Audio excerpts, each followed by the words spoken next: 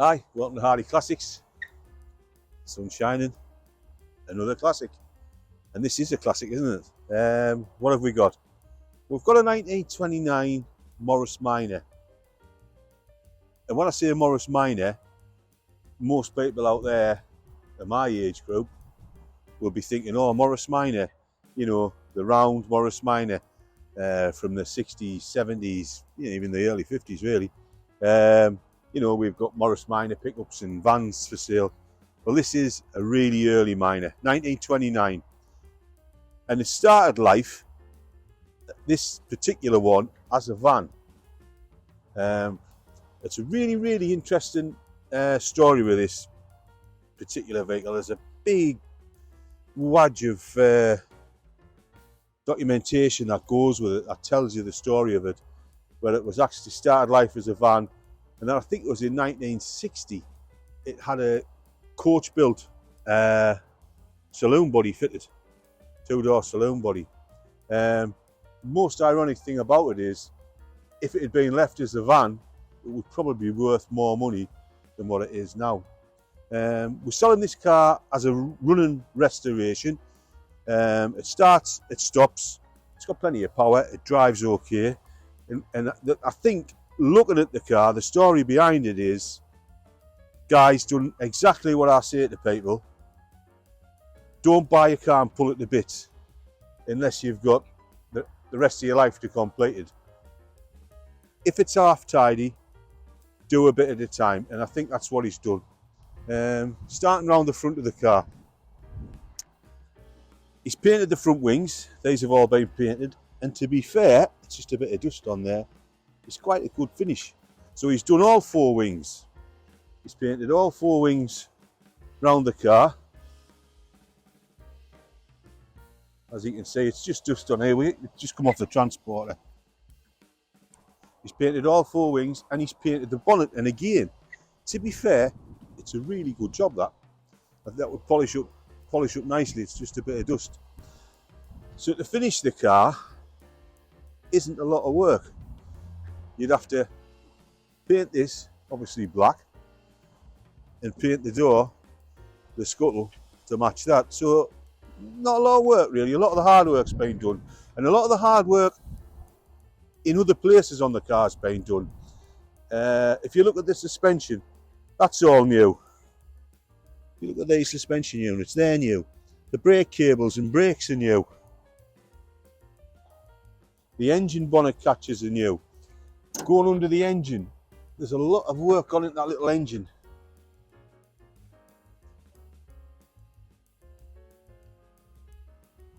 I think this one was known as a cami. I think it's an overhead cam engine, but I might be wrong. If I'm wrong, correct us, because I don't know everything about every car I've got.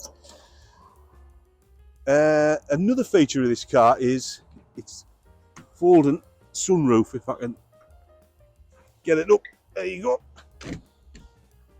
So that's quite nice.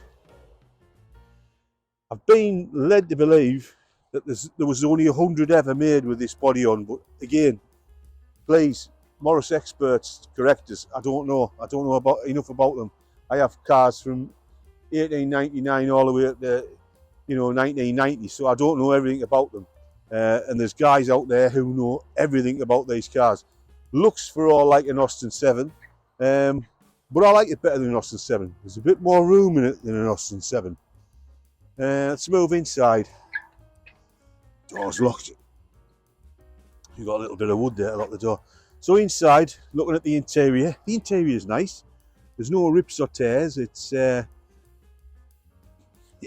weathered well, I could say. If you're looking in the back there now, you'll actually see in the back. I thought somebody had left an enamel sign in the back, but it's actually been repaired. The back wheel arches have been made out of a white soft drinks enamel sign on both sides. You wouldn't do that today, would you? But no, the seats are nice, the interior's nice, the roof's good. Again, that will cost you a few quid. We'll move around to the tyres. Tyres are all good, wheels are good, spokes seem tight enough. Looks like it's had a couple of new backlight units on it. looking at it. I'm just going to stand back. We'll stand back and have a look, and you'll see what I mean. It wouldn't take a lot of money to turn the back into the front because a lot of the hard work's been done.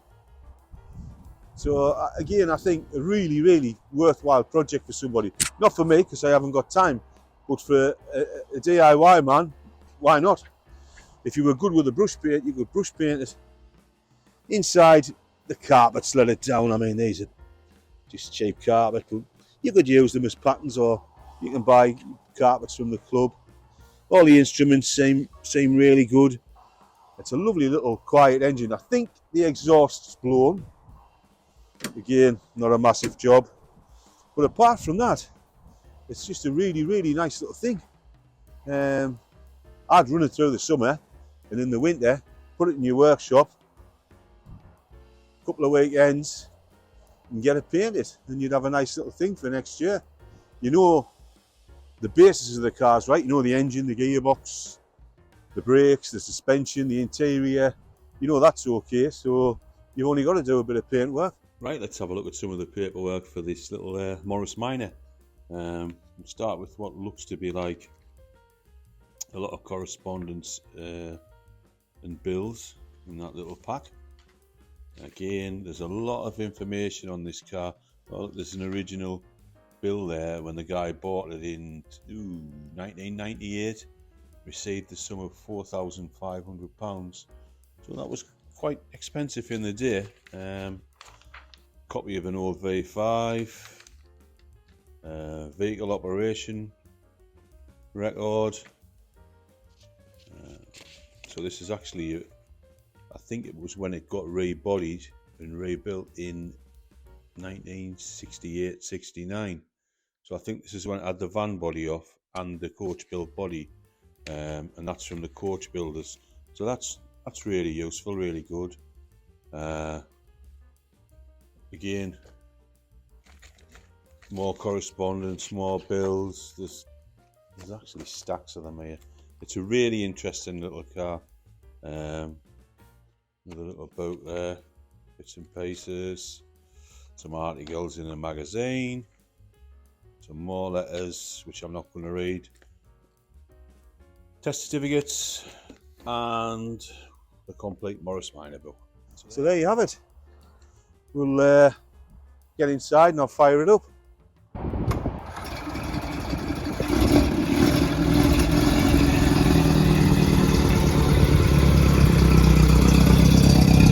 So if you need any more information on the car, send us an email, Facebook, follow us on YouTube, or a message, ring us, whatever. Come down and see it. There's a lot of paperwork with this car, so I think the next custodian really does need to see it. But there you have it, the Morris Minor 1929.